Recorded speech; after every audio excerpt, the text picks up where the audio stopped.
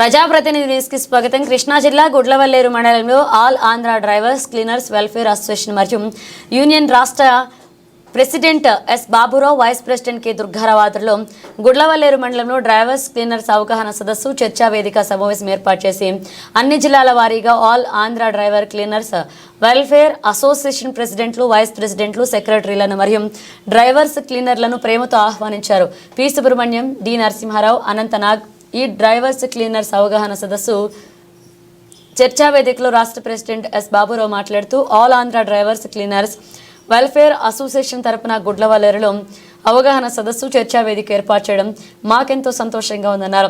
అదేవిధంగా మన యూనియన్ యొక్క ముఖ్య ఉద్దేశం మన సంక్షేమ బోర్డు సాధించుకోవాలని, ప్రమాదం జరిగిన ఈ రాష్ట్రంలో ఆయన డ్రైవర్ క్లీనర్ చనిపోతే వారి పార్థివ దేహాన్ని సొంత గ్రామానికి ప్రభుత్వ ఖర్చుతో చేర్చాలి. ఏ రాష్ట్రంలో అయినా ప్రమాదం జరిగి కేసు నడుస్తున్న ఆ కేసును సొంత రాష్ట్రంలో ఆ కేసు విచారణ జరిగేలా చట్టాన్ని తీసుకురావాలని కోరడం జరిగింది. ప్రభుత్వం వారికి విజ్ఞాపన చేసి చేసి చేసి చేసి నేను ఒక్కనే కాకుండా కొన్ని వందల సంఘాలు భారతదేశ వ్యాప్తంగా ఈనాడు విజ్ఞప్తి చేస్తూనే ఉన్నాయి.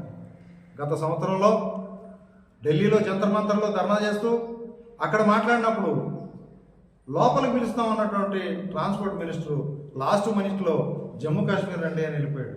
అంటే మనం మళ్ళీ అక్కడికి వెళ్ళలేము అని అయినా కూడా మేము వెంబడిస్తూ జమ్మూ కాశ్మీర్ కూడా వెళ్ళి ఆయనకి రిటర్న్గా ఉన్నత కోసం ఇవ్వడం జరిగింది. ఏమని, మీరు కేసు రాస్తున్నారు, రాయండి.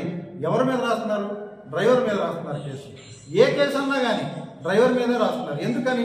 ఇది ఎదుటివాడు తప్పు చేసినా కూడా డ్రైవర్ మీద కేసు రాయడానికి కారణం ఏంటి అంటే, చిన్న వెహికల్ని గుద్దినా పెద్ద వెహికల్దే తప్పు అనేటువంటి ఈ మూకుమ్మడి విధానం ఏదైతే ఉందో దీని ద్వారానే కేసులు బుక్ చేస్తున్నారు. కానీ గవర్నమెంటు ఆలోచించి కొత్త చట్టాలను ఏర్పాటు చేసి ముందుకు నడిపించేటువంటి వ్యవస్థ రవాణా రంగంలో మార్పు రావట్లేదు.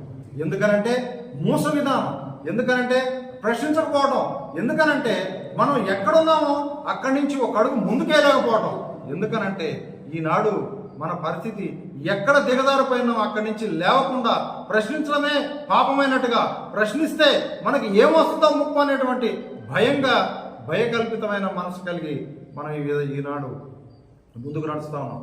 హైవేలో వెళ్తున్నాం. హైవే ఎక్కడి నుంచి చేయాలండి?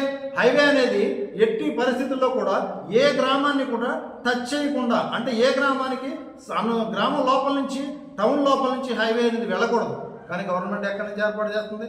బయట రాజకీయ నాయకులయో, లేకపోతే పెట్టుబడిదారులయో, లేకపోతే భూస్వాములయో భూములు ఉంటాయి కాబట్టి వాటిల్లో నుంచి రోడ్డు తీయాలంటే వాళ్ళకి ఇబ్బంది అనిపించి ఊర్లో నుంచి చిన్న చిన్న పల్లెల్లో నుంచి హైవేలు తీస్తూ ఉన్నారు.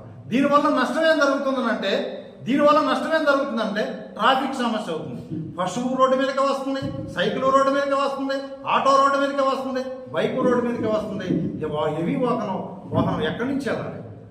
అప్పుడు దీని అనుకోని పొరపాటు జరిగి యాక్సిడెంట్ జరిగితే కేసు కాముగా ఈ ప్రోగ్రామ్ని అమలు చేస్తున్నారు.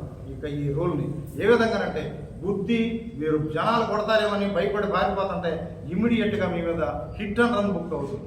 దానివల్ల ఏంటి అని అంటే 7 సంవత్సరాల జైలు, 10 లక్షల రూపాయల పెనాల్టీ ఉంటుంది. కాబట్టి పారిపోమాకండి, దయచేసి దీన్ని గుర్తుపెట్టుకోండి.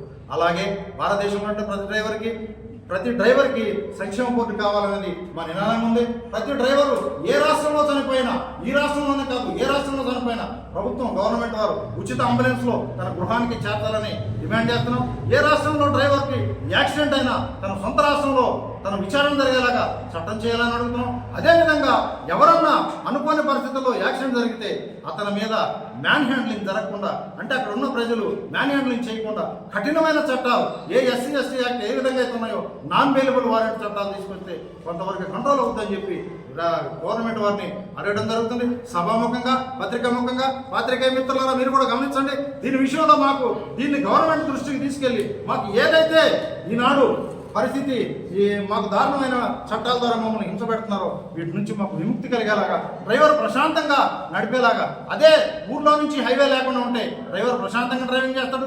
అదే మిగతా మోటార్ సైకిల్ కానీ, మిగతా వాహనాలు కానీ, పశువులు కానీ, వన్ వే ట్రాఫిక్లు కానీ లేకుండా ఉంటే డ్రైవర్ ప్రశాంతంగా జర్నీ చేయగలుగుతాడు. సర్వీస్ రోడ్లు ఇచ్చి వాటి నుంచి వాళ్ళకి ఈ హైవేలో హెవీ వెహికల్కి రోడ్డు కల్పించి డ్రైవర్ యొక్క మానసిక స్థితిని సరిగా ఉండేలాగా గవర్నమెంట్ వారు చర్య తీసుకోవాలి. అలాగే పచ్చి సరుకు ఎత్తుకునే మిత్రులారా మీరు కూడా గమనించండి. ఈనాడు మీరు పచ్చి సరుకు ఎత్తుకున్నామని చెప్పి హడావుడిగా మీరు కలకత్తా అటు తొందరగా వెళ్ళాలి, టైంకి వెళ్ళాలని వెళ్తున్నారు. జాగ్రత్త అండి. మీరు ఎక్కడన్నా యాక్సిడెంట్ అయితే మీరు ఖచ్చితంగా హిట్ అండ్ రన్లో బుక్ అయిపోతారు. మీకు వచ్చే 2000 3000 ఒకవేళ బెనిఫిట్ వస్తుందేమో కానీ మీకు 3 సంవత్సరాలు మినిమం జైలు పడుతుంది. చట్టాలు మారినాయి. ఇప్పుడు చట్టాలు భారతీయ శిక్షా స్మృతి ప్రకారం మీకు చట్టాలు మార్చబడి ఈ చట్టాల ప్రకారం అనుగుణంగా నడుచుకోండి. ఒకవేళ మీరు ఇంతకు ముందులాగా గతంలోలాగా మొండిగా నడుచుకుంటే మాత్రం ఖచ్చితంగా శిక్షార్హులు అవుతారు. ఈ మధ్యకాలంలో నాకు భారతదేశ వ్యాప్తంగా వచ్చే కేసులన్నీ ఏంటంటే నేను యాక్సిడెంట్ జరిగింది పారిపోయాను అన్నా నాకు ఏదన్నా చేయండి, లాయర్ని కూడా ఇవ్వలేకపోతున్నాం, లాయర్ ఇచ్చి కూడా సహాయం దొరకట్లేదు. ఆయనకి ఇమీడియట్గా అరెస్ట్ వారెంట్ ఉంది దాని మీద, హిట్ అండ్ రన్ మీద. కాబట్టి హిట్ అండ్ రన్ చట్టాన్ని గమనించుకోండి. అలాగే సంక్షేమ బోర్డు విషయంలో మీ మండలాల్లో మీ ఎమ్మెల్యేల దగ్గర మీరు కూడా స్వయంగా పత్రాలు ఇవ్వండి. అలాగే ఏ రాష్ట్రంలో డ్రైవర్ చనిపోయినా అతనికి సహాయం అందించండి. అలాగే ఎక్కడైనా డ్రైవరు మీకు తెలిసినా ఉన్నాయి తెలియకపోని అతను ఆపదలో ఉంటే అతన్ని ఆదుకోండి. ఒకవేళ మీకు మీ యొక్క పర్సనలే కాకుండా మీ గ్రామంలో, మీ మండలంలో, మీ టౌన్లో, మీ జిల్లాలో, మీ రాష్ట్రంలో మీరు ప్రయాణం చేసేటప్పుడు ప్రతి ఒక్కరికి వాహనమా, వాటరా, లేకపోతే ఆహారమా, ఏదైనా అవసరమైతే మీ తోటి డ్రైవర్లకి అది అందిస్తూ వెళ్ళండి. మీ దగ్గర ఉన్న వస్తువును వాళ్ళకి ఇవ్వండి. ఆ విధంగా ఒకరినొకరు ఆదుకోండి, ఒకరొకరు సహాయం చేసుకోండి.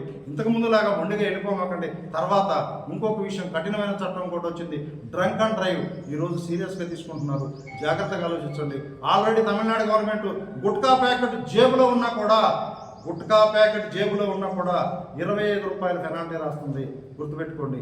కర్ణాటక గవర్నమెంట్ డ్రింక్ చేసాం అని తెలిస్తే ఇమీడియట్గా అతన్ని అరెస్ట్ వారెంట్ అప్పుడే అరెస్ట్ చేసి లోపల పడేస్తున్నారు. కాబట్టి రోడ్డు మీద తిరిగేటప్పుడు గతంలో లాగా పోల్చుకోకుండా మన దగ్గరికి కూడా త్వరలో ఈ చట్టాలు రాబోతున్నాయి.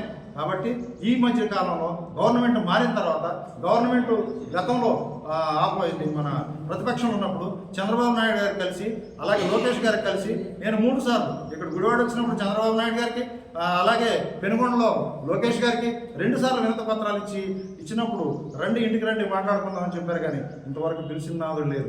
అట్లాగే రాజకీయ నాయకులు మన వాడుకొని వదిలేస్తున్నారు. కానీ వ్యవస్థను నడిపించేటువంటి ఆర్థిక వ్యవస్థకి కారణమైనటువంటి ఈనాడు పెట్రోలు, డీజిల్, అదేవిధంగా ప్రతిదీ రైతు దగ్గర పండిన ప్రతి వస్తువుని మార్కెట్కి తీసుకెళ్లేది డ్రైవర్ పరిస్థితి ఎలా ఉందంటే అరకొర 1500 200 మామూలు ఇచ్చి అతను దులిపేసుకుంటున్నారు. కానీ ఎటువంటి సౌకర్యం కల్పించట్లేదు. కాబట్టి చనిపోయిన ఆ డ్యూటీలో ఉన్న డ్రైవర్ చనిపోతే గవర్నమెంట్ ఇమీడియట్గా 20 లక్షల రూపాయలు ఆయనకి నష్టపరిహారంగా కుటుంబానికి ఇన్సూరెన్స్ చేసి చెల్లించాలనేది మనం ప్రధానమైన డిమాండ్ చేస్తున్నాం. దీని విషయంలో మీరు పాత్రికేయులారా మీరు దీన్ని గవర్నమెంట్ దృష్టికి తీసుకెళ్ళి మాకు కావాల్సినటువంటి వసతుల్ని, మాకు కావాల్సినటువంటి డిమాండ్ని మీ ద్వారా గవర్నమెంట్ దగ్గర నెరవేర్చబడేలాగా మాకు ప్రయత్నం చేయమని ఇదే మా all Andhra drivers and cleaners welfare association తరఫు నుంచి మా